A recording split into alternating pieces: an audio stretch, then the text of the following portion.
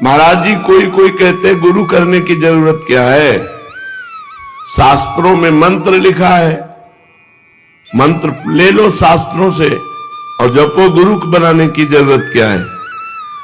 किसी व्यक्ति के अधीन होने की जरूरत क्या है, किसी के दासत्व को स्वीकार करने की जरूरत क्या है। पुस्तकों में अनेक मंत्र लिखे हैं, जो मन माने वो मंत्र ले लो, जप करो और मुक्त हो जाओ। गुरु बनाने की जरूरत क्या है। नहीं भाई नहीं, ऐसा कभी नहीं हुआ, कभी नहीं हो सकता। सीताराम दास जी महाराज कह रहे नहीं भाई नहीं, ऐसा कभी नहीं हुआ, कभी नहीं हो सकता। हे महेश्वरी, जो मूढ़ व्यक्ति बिना गुरु के श्रीमुख से निकले हुए नाम मंत्र को जपता है पुस्तक आदि देख करके, वो पापी कभी पाप निर्मुक्त होकर मोक्ष को प्राप्त नहीं हो सकता। क्योंकि माता पिता भाई बंधु कोई भी सदगति नहीं करा सकते, एकमात्र गुरु के श्रीमुख से निकला हुआ नाम, एकमात्र गुरु के श्रीमुख से निकला हुआ मंत्र। हे महादेवी, एकमात्र गुरु ही ऐसे हैं जिनके चरणों का आश्रय लेने से सब पाप नष्ट हो जाते हैं और भगवत प्राप्ति हो जाती है। अन्य तंत्रों की साधना, मंत्रों की साधना और गुरु बनाया नहीं तो कभी वो साधक अध्यात्म की उन्नति को प्राप्त नहीं हो सकता। वो अधिकारी ही नहीं है मोक्ष का। चाहे भगवान शंकर और ब्रह्मा के समान हो, बिना गुरुदेव का वर्ण किए वो परम पद को प्राप्त नहीं हो सकता। एक ब्रजवासी आए थे, उन्होंने कहा कि हमें एक छोटी सी शंका है, आप निवारण कर दीजिए। भगवान ने कहा है ब्रजवासी जीवन मेरे प्राण, तो जब हम भगवान के प्राण हैं तो हमें गुरु बनाने की जरूरत क्या है। जगत गुरु ब्राह्मण, ब्राह्मण गुरु सन्यासी, सन्यासी गुरु अविनाशी, अविनाशी गुरु ब्रजवासी, मुझे गुरु बनाने की जरूरत क्या है। हाँ, ये तो धन्य बात है, परम मंगलमयी बात है, इसको काटा नहीं जा सकता है। पर आप थोड़ा ध्यान दीजिए, स्वयं भगवान श्री कृष्ण जिनके बल पर आप कह रहे हैं, वो जब अवतार लेते हैं तो उनकी श्वास के प्रश्वास से 4 वेदों का प्रादुर्भाव हुआ। जाकी श्वास वेद श्रुति चारी, सो हरि पढ़े ये अचरज भारी। स्वयं संदीपनी जी को गुरु बना करके भगवान श्री कृष्ण अध्ययन कर रहे हैं। स्वयं वशिष्ठ जी को गुरु बनाकर भगवान श्री राम अध्ययन कर रहे हैं। तो मुझे लगता है कि जब भगवान स्वयं अवतार लेकर के गुरु का वर्ण करते हैं तो हम लोग भगवान के घर परिवार सुहृद संबंधी, भाव संबंधी जो भी है, हमें गुरु का वर्ण करना ही चाहिए। बिन गुरु भव निधि तरह न कोई, चाहे शिव बिरंच सम होई। इसका कारण क्या हो सकता है, बिना गुरु के तर नहीं सकता। क्योंकि सिद्ध मंत्र गुरुदेव जागृत करके देते हैं और अपनी शक्ति उसमें प्रदान करते हैं और अहंकार का नाश होता है, क्योंकि उसे हर समय गुरु कृपा नजर आती है। जो गुरु मंत्र देते हैं, नाम देते हैं, वो चैतन्य युक्त होता है। पीछे नाम महिमा में सुना सबीज नाम और निर्बीज नाम। जो अपने मन से नाम जपा जाता है वो निर्बीज नाम होता है, वो नाम गुरु की प्राप्ति कराएगा। जो गुरु नाम देता है वही नाम दे दे, उस सबीज नाम भगवत प्राप्ति कराता है। जब गुरु मंत्र देते हैं तो चैतन्य युक्त करके शिष्य को शक्ति प्रदान करते हैं। उसी के फलस्वरूप शिष्य बहुत कम मेहनत से, बहुत कम प्रयत्न से वो सिद्धि लाभ कर लेता है। ऐसे भी गुरु हैं जो मंत्र को चैतन्य शक्ति से युक्त करके प्रदान करते हैं। उनकी अपेक्षा पुस्तक देखकर मंत्र ग्रहण कर लेना क्या बुरा है। मंत्र प्रदान के समय गुरु के शरीर में साक्षात भगवान विराजमान रहते हैं। इसी कारण गुरु के मुख से जब मंत्र निकलता है तो एक एक अक्षर चैतन्य घन हो जाता है। और जब शिष्य उसका अनुष्ठान करता है मंत्र का, तो बहुत जल्दी वो सिद्ध हो जाता है। जिसका जो अभिमत होता है मंत्र वही उसे प्रदान कर देता है। देखो, ध्रुव जी ने 6 महीने में भगवत प्राप्ति की। इसका विशेष कारण गुरु नारद जी ने मंत्र दिया और गुरु नारद जी ने उपासना पद्धति बताई। देखो, हम तुम्हें नामदेव जी की कथा सुनाते हैं। जन्मांतर में नामदेव जी ने बहुत भजन किया था पूर्व में, तो बाल्यावस्था से भगवान के नाम में और रूप में बड़ी आसक्ति थी नामदेव जी की, स्वाभाविक। नामदेव जी का नाम पर अटल विश्वास था। बाल्यकाल से ही सर्वदा वो विठ्ठल विठ्ठल विठ्ठल, जय राम कृष्ण हरि, जय राम कृष्ण हरि, ऐसा जपते रहते थे नामदेव जी। उनकी जिह्वा निरंतर राम कृष्ण हरि विठ्ठला विठ्ठला विठ्ठला। बाल्यावस्था में उनके सरल विश्वास और व्याकुलता पूर्वक आवाहन से ठाकुर जी मूर्ति में नहीं टिक पाए, साक्षात प्रकट हो गए। एक बार ये अपने नाना जी के पास रहते थे। इनका प्रादुर्भाव भी किसी पुरुष से नहीं हुआ, माता का गर्भ रहा और आप प्रकट हो गए। पूर्व जन्म के कोई बहुत बड़े भजनानंदी महापुरुष थे। इनकी माता जी बाल्यकाल में अपने पिता से अर्थात नामदेव जी के नाना से पूछा कि मेरा पति कौन है, तो उन्होंने ठाकुर जी को बताया, ठाकुर जी आपके पति है। तो बाल्यावस्था से उन्होंने दृढ़ निश्चय करके वैसे ही व्यवहार जैसे एक नवकिशोर पुरुष से किया जाता है, वैसे ही ठाकुर जी पर दृष्टि रखना, और वो दृष्टि माधुर्य भाव से रखना, श्रृंगार भाव से, कांता भाव, प्रभु मेरे पति हैं। जब ये नव युवती हुई तब इन्होंने प्रभु से कहा कि मेरी मांग है कि मेरे संतान हो अब आपसे, जब आप हमारे पति हो तो आप हमारे संतान प्रदान करें। तो अनंत ब्रह्मांड जिनके संकल्प से प्रकट हुए, उन्हीं भगवान के संकल्प से नामदेव जी महाराज गर्भ में आ गए। अब जब गर्भ बढ़ने लगा तो आपस में लोगों की चर्चा हो रही कि देखो, सयानी लड़की का ब्याह ना हो करने से यही दुर्गति होती है। ये चर्चा नामदेव जी के नाना के कान में पड़ी। अभी नामदेव जी गर्भ में ही थे। उन्होंने बेटी को बुलाया और कहा, ऐसा तो हम कभी नहीं सोच सकते थे कि हम इतने महाभागवत ठाकुर जी की सेवा परायण, बच्चापन से तुम्हें धर्म की शिक्षा दी, तुम गर्भ कैसे धारण कर लिए? कौन है तुम्हारा पति? तो उनका, पिताजी आप नाराज मत होइए, जिनको आपने पति बनाया कि ये तुम्हारे पति हैं, उनके सिवा आज तक मैंने किसी को देखा नहीं, किसी को छुआ नहीं। ये गर्भ मैं भगवान को साक्षी करके कहती हूं कि भगवान का ही है, इन्हीं का दिया हुआ है। बड़े प्रसन्न हुए, बोले अब मुझे किसी की परवाह नहीं कि कौन क्या करता है। तब नामदेव जी प्रकट हुए। बचपन से ही विठ्ठला विठ्ठला विठ्ठला। अब नामदेव जी जैसे जैसे होश में आने लगे तो नाना जी को सेवा करते देखते ठाकुर जी की, श्याम सुंदर की। उनके भी मन में आता, छोटे बच्चे थे, नाना जी मैं भोग लगाऊं, नाना जी मैं ठाकुर जी को स्नान कराऊं। तो उनका, जब हम किसी कार्य से बाहर जाएंगे तब तुम्हें सेवा दे देंगे, अभी तुम बहुत छोटे हो। थोड़ी देर में फिर आते, नाना जी देखो मैं बड़ा हो गया। बोले एक दिन में थोड़ी बड़ा हो जाता है, अभी थोड़ा और समय लगे। दूसरे दिन फिर, अब नाना जी बड़ा हो गया। बोले ठीक है, तुम सेवा के लायक बड़े हो गए हो, लेकिन जब हम जाएंगे कहीं तब। तीसरे दिन, नाना जी आप कब जा रहे हैं? कहीं तो जाइए आप। तो उनको ठाकुर सेवा के निमित्त से कुछ सामान लाने के लिए जाना था। तो कहा देखो बच्चापन मत करना, हमारे ठाकुर जी भूखे ना रह जाए, उनको दूध पिलाओ, भोग सामग्री। बहुत प्यार से ठाकुर सेवा की जाती है। अरे भोग रख दिया, पर्दा लगा दिया, ऐसे नहीं हमारे यहाँ किया जाता।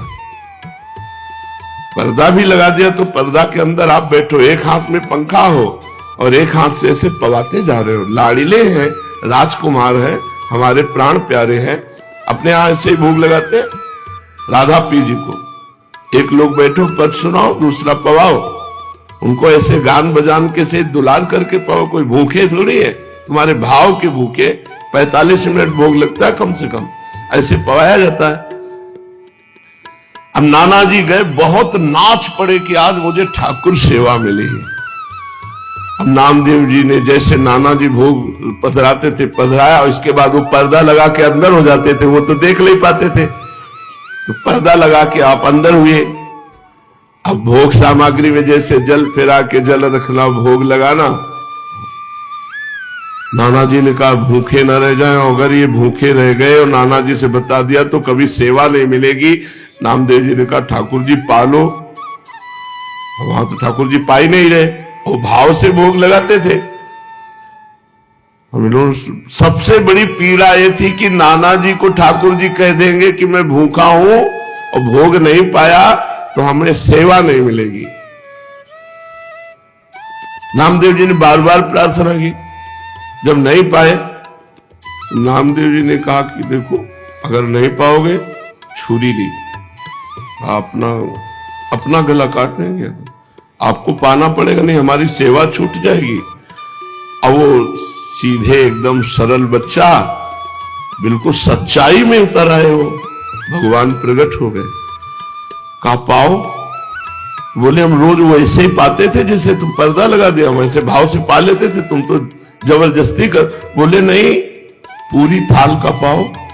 जब शिकायत करोगे नाना से कि हमें वो ठाकुर जी बातचीत कर रहे, अपने हाथ से नामदेव जी दूध पिला रहे ठाकुर जी को, तो अत्यंत व्याकुलता और सत्य भाव कि ठाकुर जी हैं, ठाकुर जी को प्रकट होना पड़ा और दुग्ध पान किया। बड़ी प्रसिद्धि नामदेव जी की, नाम का प्रकाश। भगवान विठ्ठल उस दिन से रोज वार्ता करते थे नामदेव जी से। एक बार काशी आदि तीर्थों की यात्रा करके निवृत्तिनाथ, ज्ञानेश्वर, सोपान देव, मुक्ताबाई, नामदेव और गोरा कुम्हार जी के घर ये सब बड़े बड़े संत बैठे हुए थे।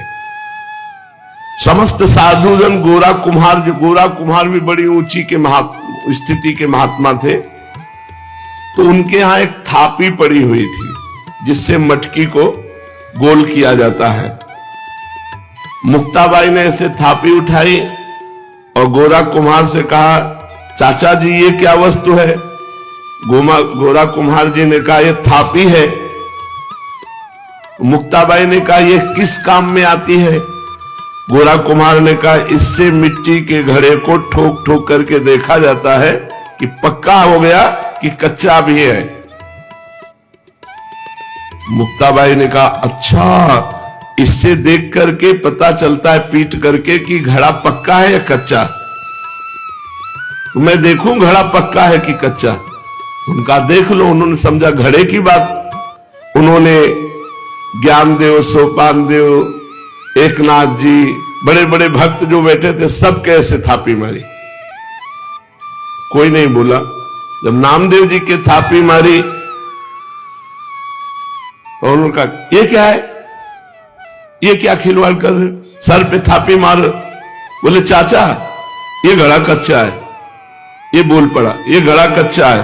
तो सब संत हंस दिए, गोरा कुम्हार जी भी हंस दिए और कहा अच्छी बात है, कच्चे हैं नामदेव। और सब लोगों ने हमें कच्चा क्यों कहा? यह अन्यायपूर्ण क्रिया साधु होकर के ऐसा थोड़ी किया जाता है, नामदेव जी ने कहा। गोरा कुमार और अन्य साधुओं के मस्तक पर जब थापी थप थप करके लगी तो किसी ने नहीं बोला, लेकिन नामदेव जी को गुस्सा आ गया और नामदेव जी ने ऐसा बोला। गोरा कुमार जी ने कहा यह कच्चा घड़ा पक्का है, मतलब इसमें संशय नहीं है, नामदेव जी कच्चे साधु हैं। अब उनको और सब संतों के बीच में ऐसा जब कहा तो हृदय में बड़ा चुभा। नामदेव बुरा मत मानना, तुम भक्त अवश्य हो, इसमें कोई संशय नहीं, पर अभी तुम्हारे अभिमान को कोई चोट नहीं पहुंचाया। अभी तुम्हारा अभिमान सुरक्षित है, इसलिए तुम कच्चे साधु हो। ठाकुर जी के पास वो एकांत में गए विट्ठल भगवान से, और विट्ठल भगवान से कहा कि सब लोग हमको कच्चा कह रहे हैं, तो मैं कहां से कच्चा हूं? कह रहे तुम्हारे अंदर अभिमान है। हमने वहां सभा में पूछा कि तुम कैसे कह सकते हो मैं कच्चा हूं? तो हमें जब भगवान साक्षात हमसे बात करते हैं तो कच्चा कैसे? तो उन्होंने कहा तुम निगूढ़ा हो, तुमने अभी तक गुरु नहीं बनाया, इसलिए तुम कच्चे हो। तो मैं आपसे ये पूछ रहा हूं कि गुरु का कार्य क्या होता है? आपसे मिला देना हो। आप रोज हमसे बात करते हो, तो हमें गुरु की क्या आवश्यकता है? नामदेव जी ने कहा। नामदेव जी अत्यंत दुखी पंढरपुर भगवान श्री विट्ठल जी से ऐसी जब प्रार्थना की, तो विट्ठल भगवान ने कहा कि जो संतों ने निर्णय किया वो सच्चा निर्णय किया है, तुम अभी कच्चे हो। अब तो और जलन पैदा हो गई। अभी तक तो संत कह रहे थे, भगवंत भी कह रहे हैं, तो प्रभु बताओ मैं पक्का कब होऊंगा? क्योंकि मैंने आपके सिवा किसी को कुछ नहीं माना, आप ही सब कुछ हमारे हो। देखो, जब तक तुम गुरु को स्वीकार नहीं करोगे, तब तक तुम चाहे हमारे गले लगो, हमसे बात करो, हमारे संग खेलो, तो भी तुम कच्चे ही रहोगे। हम तुम्हारे साथ सदैव रहते हैं, किंतु इस पर भी तुम्हें किसी मनुष्य देहधारी पुरुष को गुरु रूप स्वीकार करके उसके सम्मुख साष्टांग दंडवत होकर उसकी शिक्षा ग्रहण किए बिना तुम पक्के साधु नहीं हो सकते। क्योंकि तुम्हारा अहंकार ज्यों करते सुरक्षित है।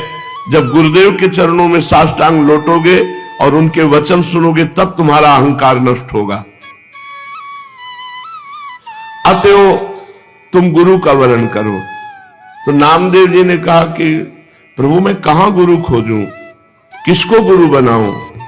तो कहा जाओ, सामने जंगल है, उसमें एक भगवान शंकर का मंदिर है, उसमें एक विशोबा खेचर नाम के महापुरुष पड़े हुए हैं, उनको गुरु रूप में वरण कर लो।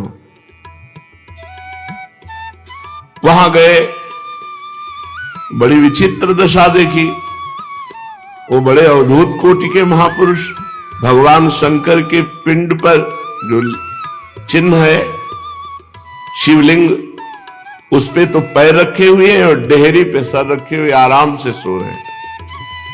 नामदेव जी गए, उन्होंने कहा कि इनको क्या गुरु बनाए, ये तो साधारण वैष्णव धर्म को भी नहीं जानते हैं। शिवलिंग पर पैर रखे हैं और डेहरी पर सिर रखे हैं। काय महात्मा, शिव जी से पैर हटाइए। तो आंख खोल के देखा और कहा बेटा, जहां शिव न हो वहां पैर रख दो। इस बात को समझ नहीं पाए कि कण कण शिव स्वरूप है, कोई ऐसा कण नहीं जहां शिव ना हो। उन्होंने पैर पकड़ा और हटाया। जे ही हटाया तो वहां दूसरा शिवलिंग, जिधर हटाते उधर शिवलिंग, क्योंकि सिद्ध महापुरुष ओहो चरणों में गिर गए। कहा बेटा, कोई कण ऐसा नहीं जहां भगवान ना हो। बस नामदेव जी के हृदय में ये बात बैठ गई। कोई कण ऐसा नहीं है जहां भगवान, सर्वत्र भगवान है। नामदेव जी को उपदेश दिया। नामदेव जी ने विशोबा जी के चरणों में आत्मसमर्पण कर दिया। नामदेव जी विट्ठल भगवान को केवल मंदिर में ही मानते थे। एक दिन एक कुत्ता तो ठाकुर जी के लिए भोग बना रहे थे, रोटी बना के ऐसे रखी, घी गरम कर रहे थे, वो रोटी लेके भागा। गुरुदेव की बात याद आई, कोई कण ऐसा नहीं जहां श्री भगवान न हो। तो कुत्ते में भी भगवान है।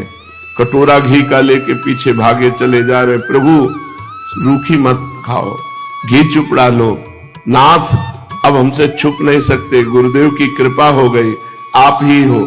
कुत्ते में भगवान को ढूंढ लिया।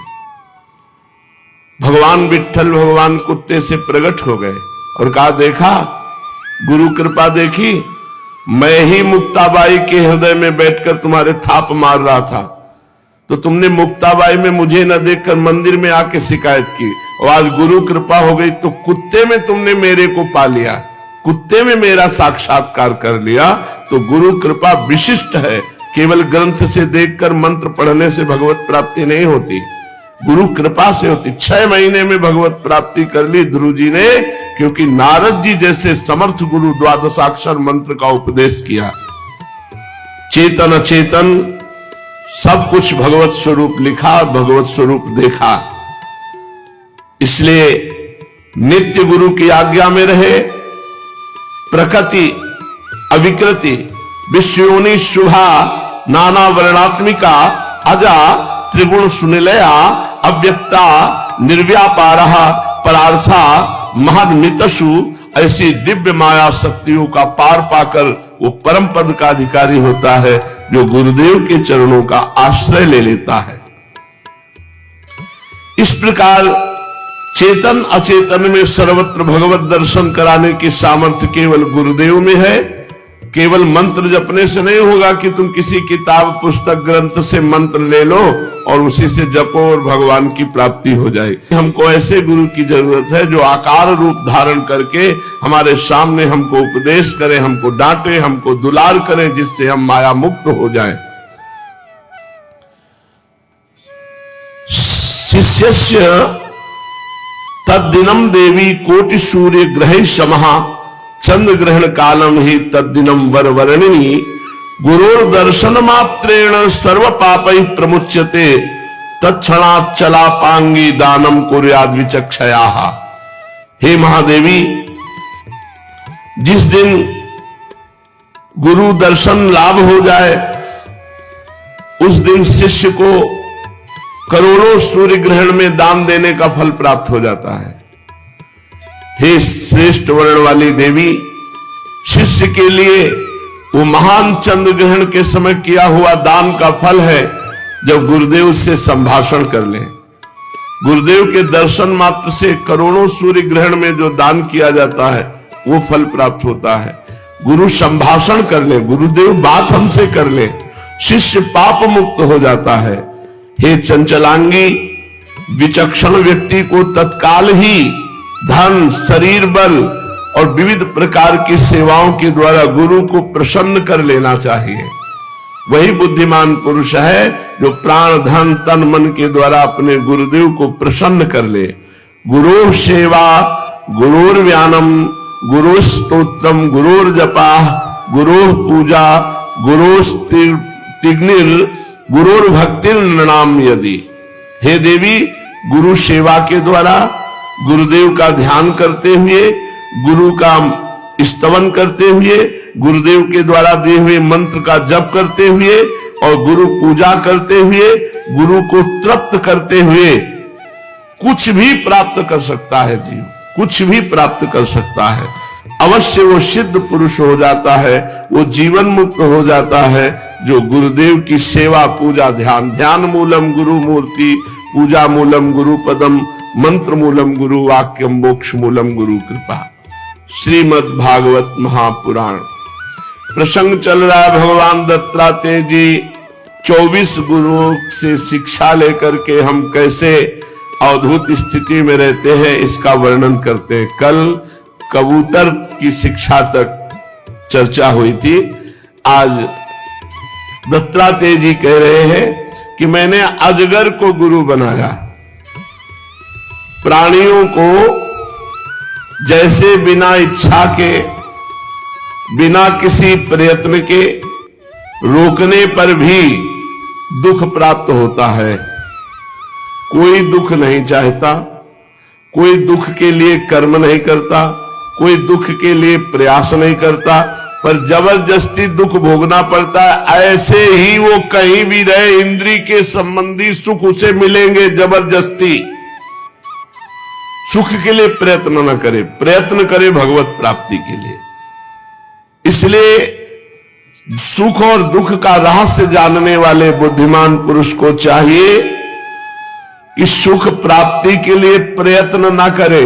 जैसे बिना प्रयत्न के दुख मिल जाता है ऐसे सुख मिल जाएगा।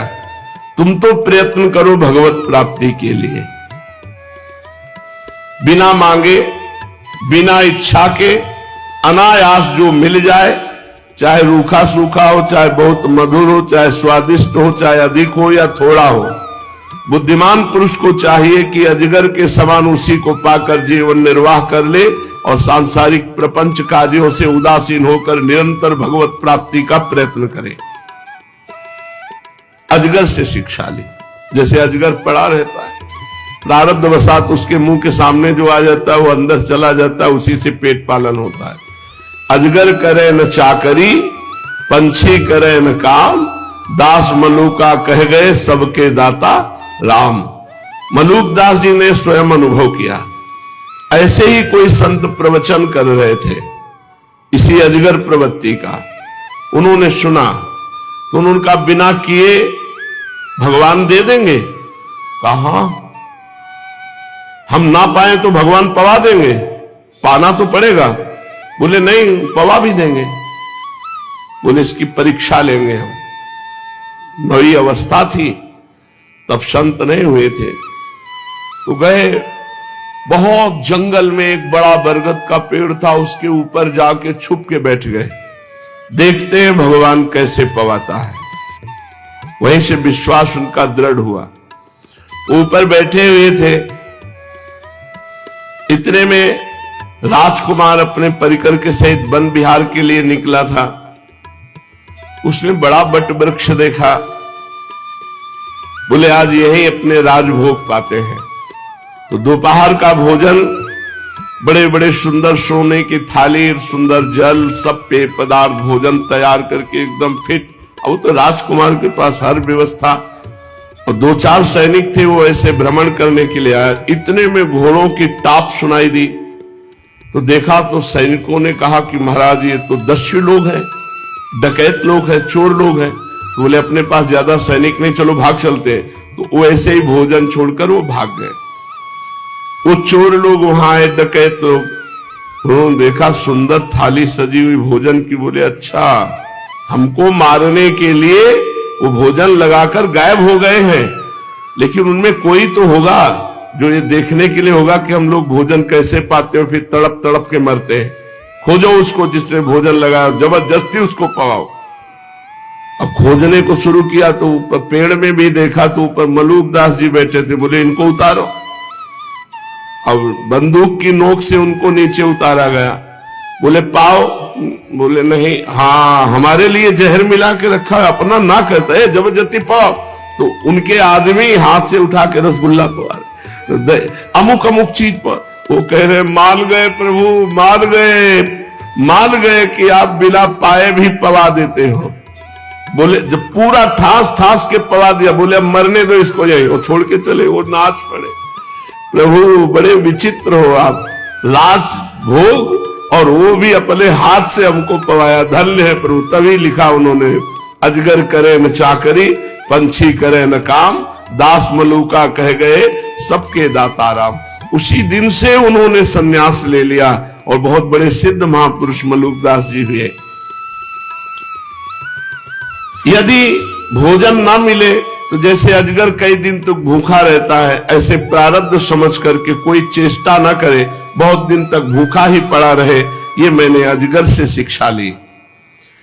शरीर में मनोबल, इंद्रिय बल, देह बल तीनों हो तब भी निश्चेष्ट रहे, निद्रा रहित होने पर भी सोया हुआ सा रहे, और कर्मेंद्रियों के होने पर भी उनसे कोई चेष्टा न करे। राजन मैंने अजगर से शिक्षा ग्रहण की। फिर मैंने समुद्र को गुरु बनाया। साधक को सदैव अथाह भाव वाला होना चाहिए, इतना प्रसन्न और गंभीर कि कोई जान ही न पावे कि आखिरकार ये चीज क्या है। इतना गंभीर रहना चाहिए, अपने को गुप्त रखना चाहिए कि कोई कितनी भी था लेना चाहे, जैसे समुद्र की कोई था नहीं पा सकता, ऐसे साधु की कोई था नहीं पा सकता कि है क्या ये। साधु का भाव अथाह, अपार, असीम होना चाहिए।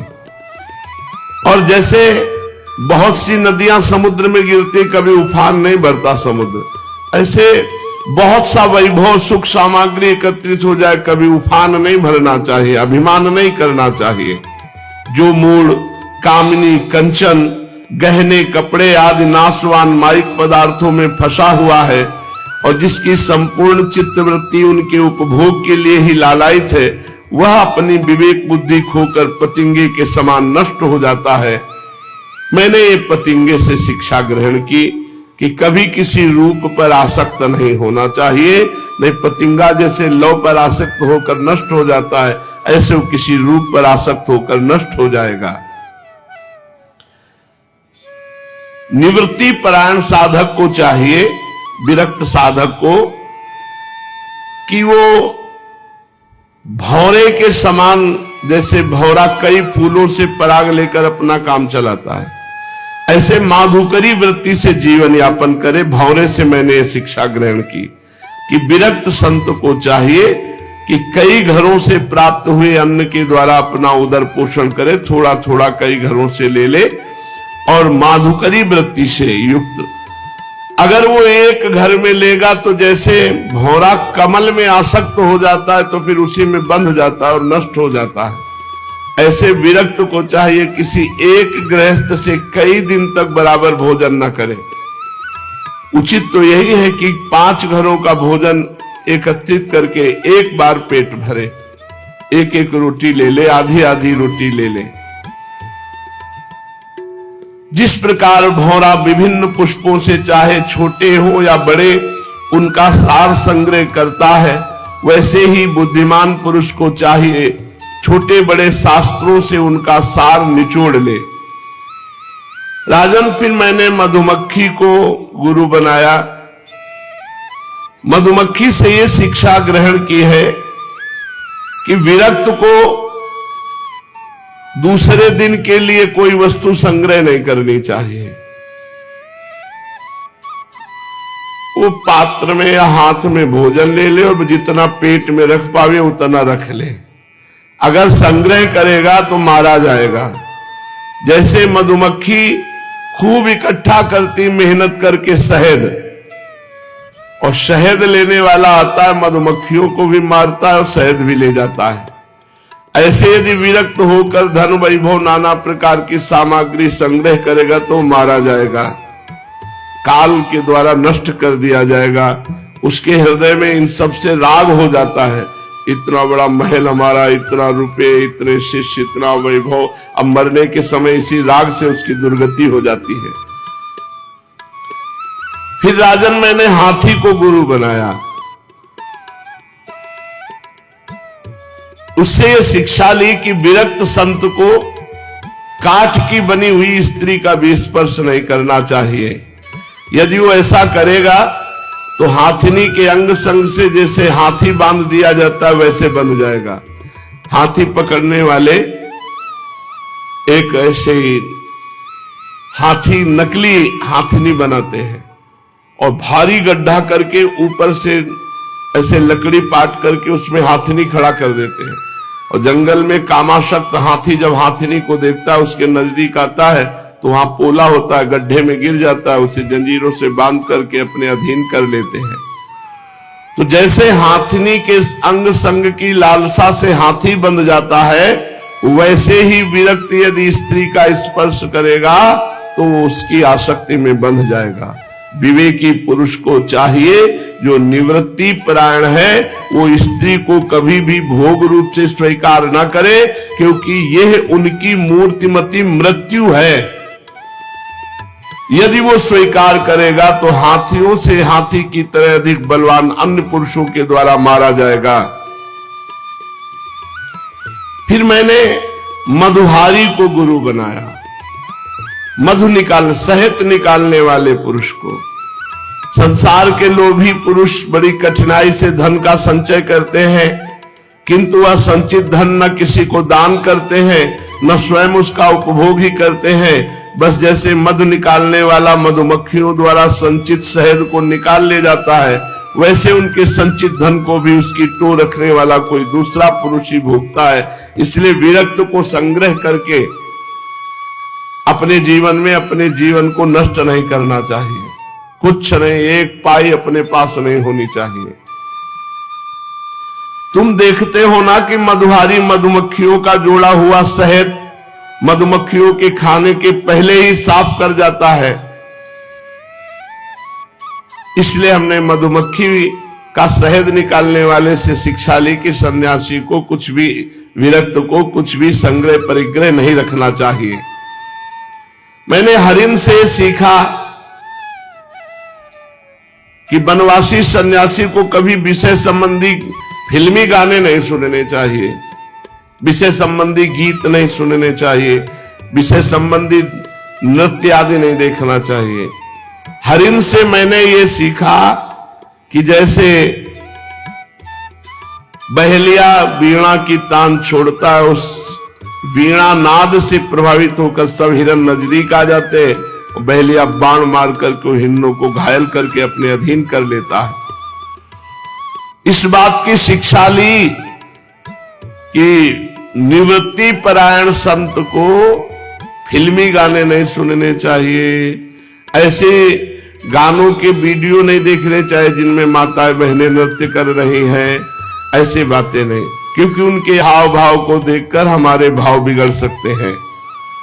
देखो, तुम्हें इस बात का पता है कि हरिणी के गर्भ से पैदा हुए श्रृंगी ऋषि स्त्रियों के गाना बजाना को ही देख करके वो कठपुतली बन गए उनके हाथ की।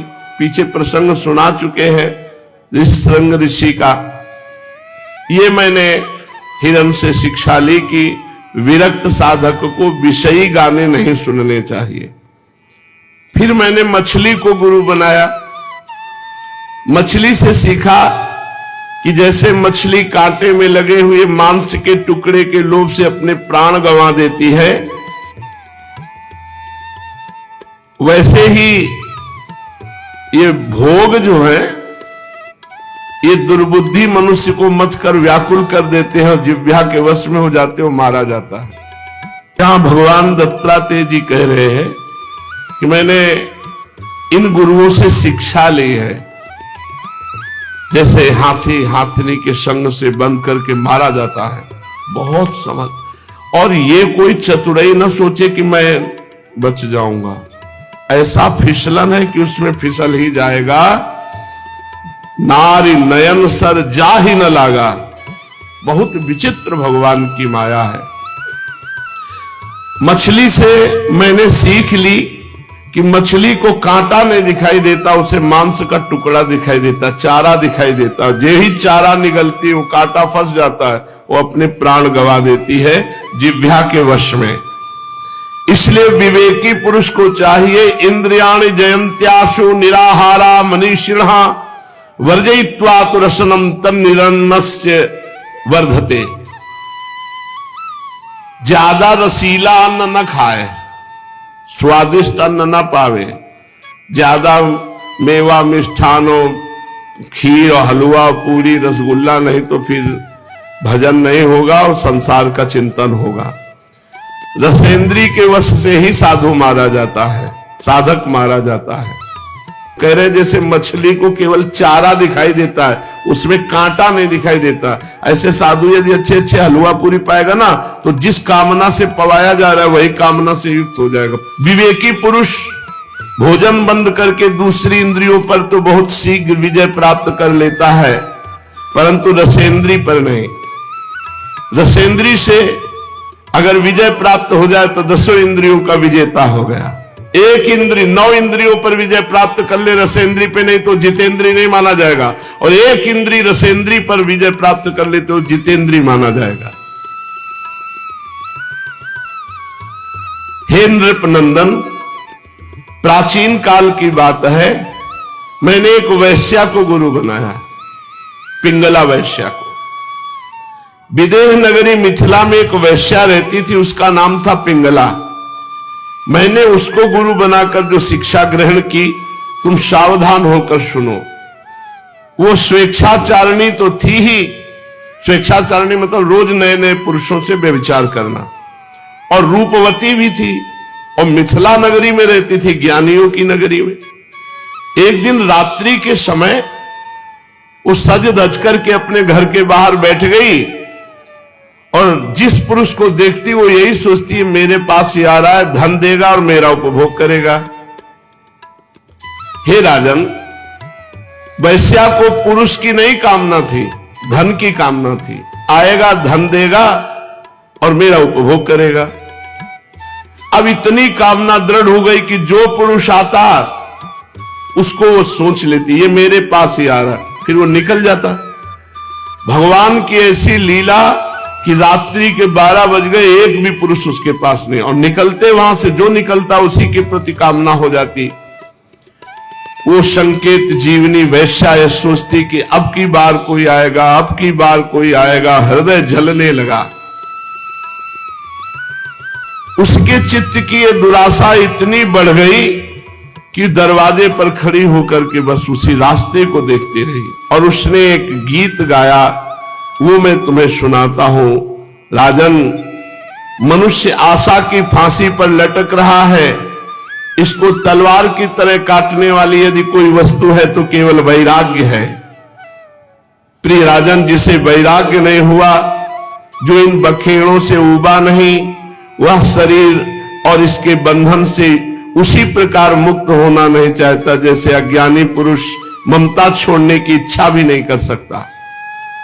पिंगला ने ये गीत गाया, अहो में मोह विततिं पश्यता विजितात्मनः या कांता दशतः कामं कामयेन बालिशा संतं समीपे रमणं रतिप्रदं वित्तप्रदं नित्यमिमं विहाय अकामदं दुःख भयादि शोक मोहप्रदं तुच्छमहं भजेज्ञा। अहो मयात्मा परितापितो वृथा सांकेत वृत्त्याति विगर्हवार्तया स्त्रैणान्नराद्यार्थ तृशोऽनुशोच्यात् क्रीतेन वित्तं रतिमात्मनेच्छति। हाय हाय, मैं इंद्रियों के अधीन हो गई। भला मेरे मोह का विस्तार तो देखो।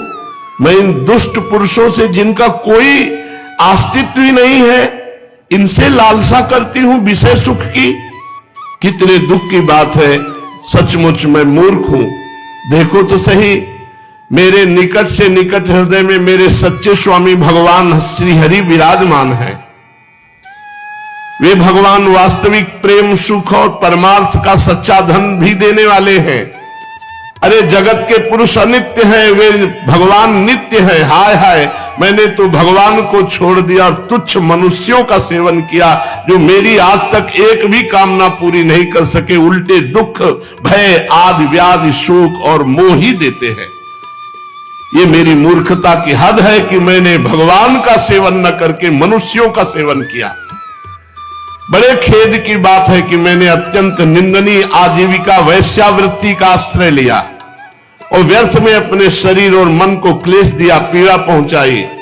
हाय, मेरा यह शरीर बिक गया। लंपट लोभी निंदनीय मनुष्यों ने इसे भोगा। मैं इतनी मूर्ख हूं कि इसी शरीर से धन और रति सुख चाहती हूं। मुझे धिक्कार है। क्या है ये शरीर? इसमें हड्डियों के टेढ़े तिरछे बांस और खंभे लगे हुए हैं, चाम रोम नाखूनों से छाया गया। इसमें 9 दरवाजे हैं जिनसे मल निकलते रहते हैं।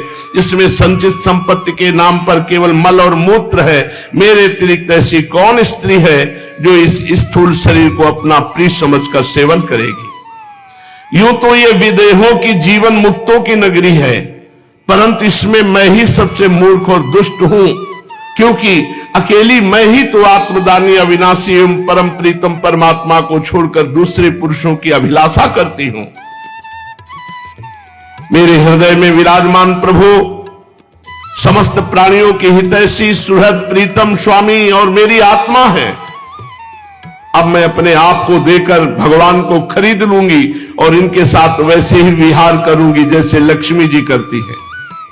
अरे मेरे मूर्ख चित्त, तू बतला तो सही, जगत के विषय भोगों ने और उनके देने वाले पुरुषों ने तुझे कितना सुख दिया है?